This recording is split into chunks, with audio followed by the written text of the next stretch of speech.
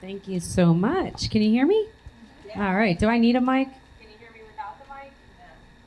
No. Okay. I'll talk with the mic.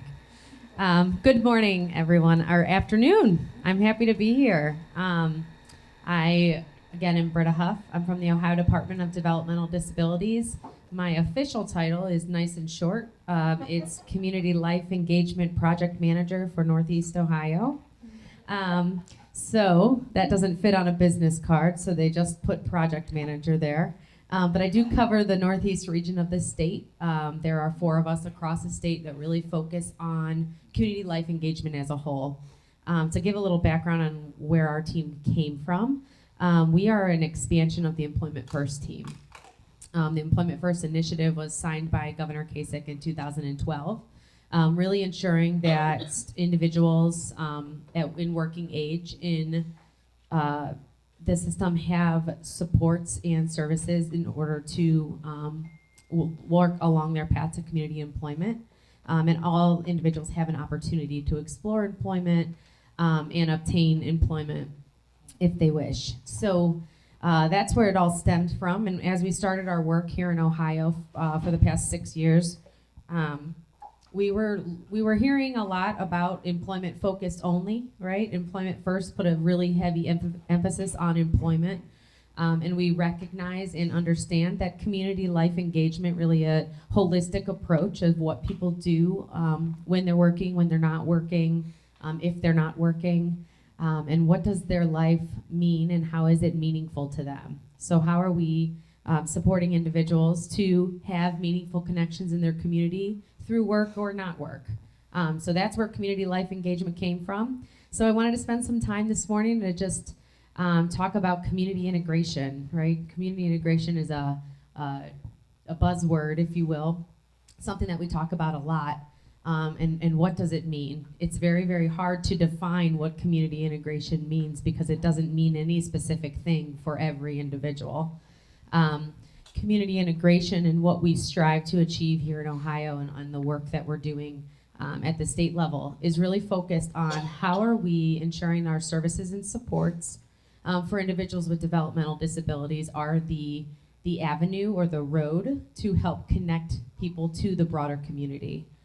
So not being the end point, not being the place that we stay, in services and supports, having kind of the world as our canvas, and having the services and supports to help be that connector, so that we can build relationships, we can go and explore things that are important to us, explore things that we are interested in, and then connect with people in our communities that do that, just as anyone with or without a disability does in their community.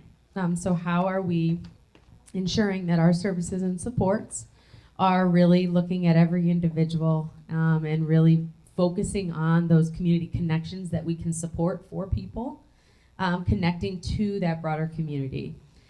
So, you know, I know today we're talking a lot about recreation and leisure, which is awesome, right? We all spend our time normally probably on Sundays doing things that are of recreation and leisure. So I appreciate you all giving up your time on Sunday today of your recreation and leisure things that you would have been doing to be here, because I think it's important, and it's important to have opportunities and understand what's out there to support those connections and those relationships that are out in our broader community. So when we talk about community integration, the opportunities are really endless, right? Our communities are very enriched with people of all different diverse interests and preferences and skills. And that's what really makes a community, right? A community is really a mixture of all kinds of diverse individuals, of people who like different things, people who really have values that are different than others, and how we all work together and build off of each other really creates that community. So recreation and leisure, what is out there? What kinds of things do we do for fun? Anyone? Shopping. Horseback riding. Eating. That's my favorite thing to do for leisure. Learning. Movies. Yeah. Swimming. Anyone doing gardening right now? It's not like my favorite thing to do, but I'm doing it. Watching the Cavs win tonight. Anyone doing that for recreation and leisure? I see a lot of Cleveland shirts. Listen to the Cavs? Well, any way you can get that game, right? Exercise. Art. Music. Good job. Thanks, everyone. So, with all of those things, was there any things that people said that anyone was like, oh, that's not fun for me? That is not recreation and leisure for me. Gardening. I said gardening and nobody jumped on it. It's also not fun for me, but it's something I do, right? I kind of, my playground, I have a little playground at my house that's mulched, and it's looking more like a weed garden. So I was out there this morning trying to get to the slide. But yes, gardening. But for some people, they see themselves as a gardener, right? Some people really, really enjoy gardening. And some people do that for recreation and leisure, right? Not just because they have to.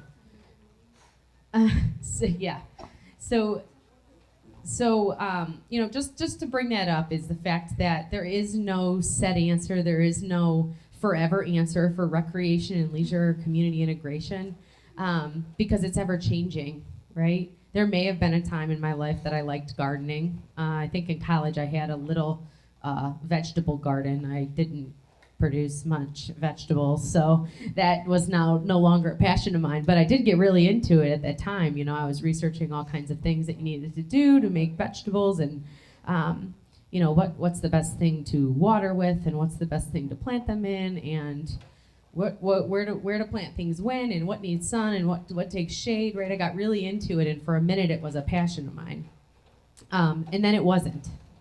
Right? So sometimes things change. We are ever changing with our passions and our interests.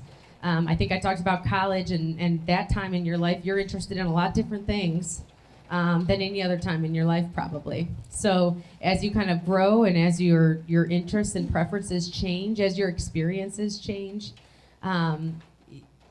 that's what community integration is all about, is really growing and being a part of something that's much larger. So community integration isn't something that we can create, right? We can't create community because community is all around us. Okay, so if we're creating something, we want to maybe take a step back and start thinking about, well, how do we facilitate, right? How do we be a community connector? How do we be a relationship builder? How do we focus on the things that people are really interested in, and as they grow and change, and as their preferences change, and as they have experiences, right? How are we taking that all in and making sure that we're helping individuals to connect with others? So another thing I heard was horseback riding. So I happen to live next to a horse farm. It's about a 20-acre horse farm on the west side of Cleveland. And I'm not really, I rode a horse a few times, but it's not something I'm super, super interested in, right? But my husband is terrified of horses. Absolutely terrified of horses. So every single day we have horses walking through our yard. You know, they walk to the metro parks right by our house. So they're always walking through our yard, and I get all excited, and I want to take my daughter out to pet the horses, and my husband's not sure because he's terrified of them.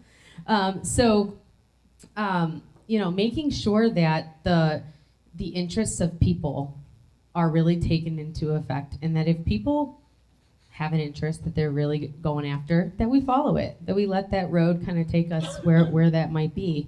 And then if it changes, we follow that path down, because really the community, right, where I live right now, horseback riding is really big.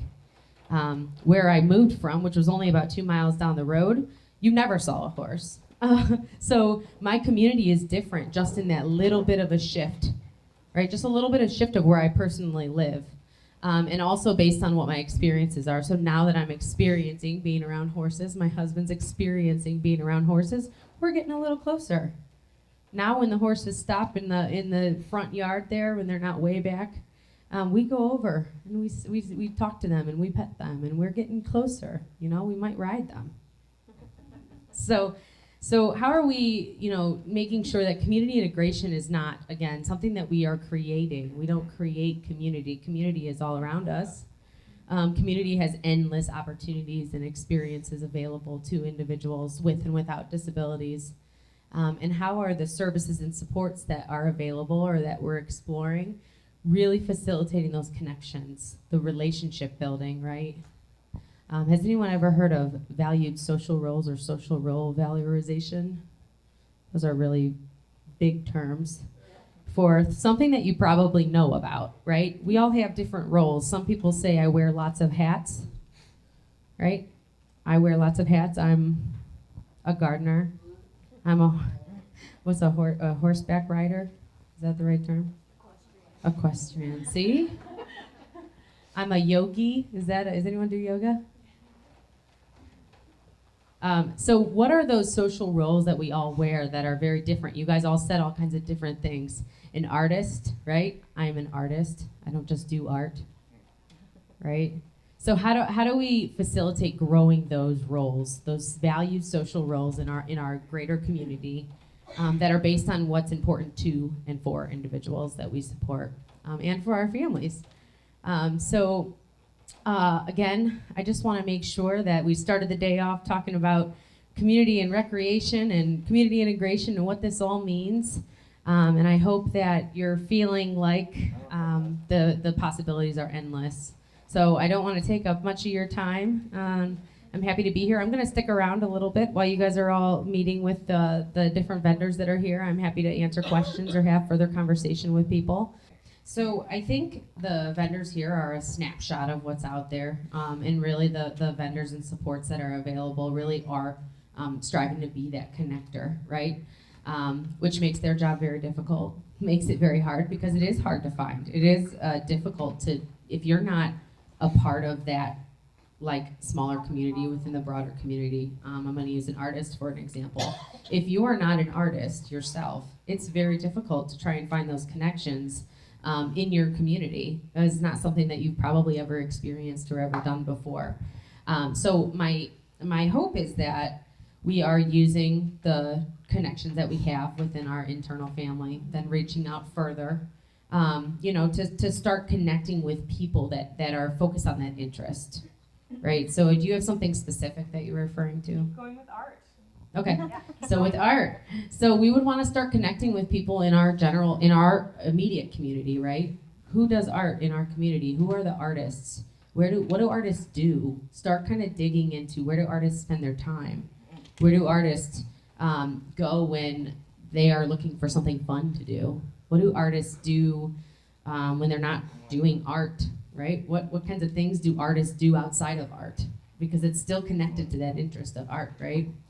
So we're kind of growing that circle of where we can kind of look to say, where do artists spend their time when they're working on art, when they're maybe selling art, when they're sharing art, right? And then what else do artists like to do during their time? And kind of growing on that. So are there groups that we could talk to? Are there online forums that we can kind of dig into to say, hey, where are things around our general community?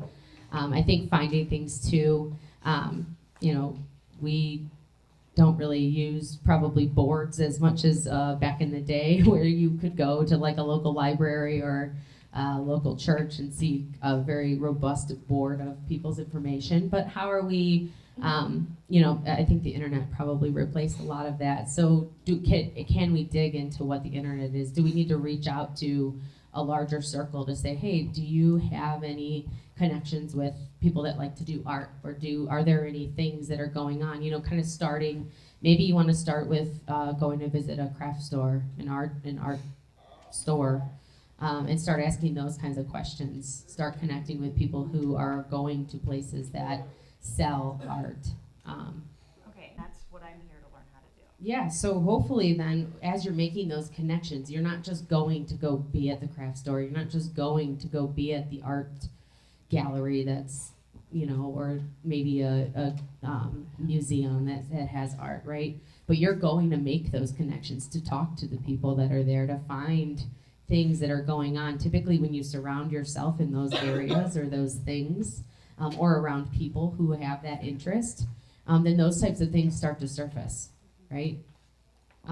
So I think the answer is not an easy one. Is I don't have anything to say, and I don't have a website that you could type in art, and all of those opportunities in the community would come up. I'm sure they might exist.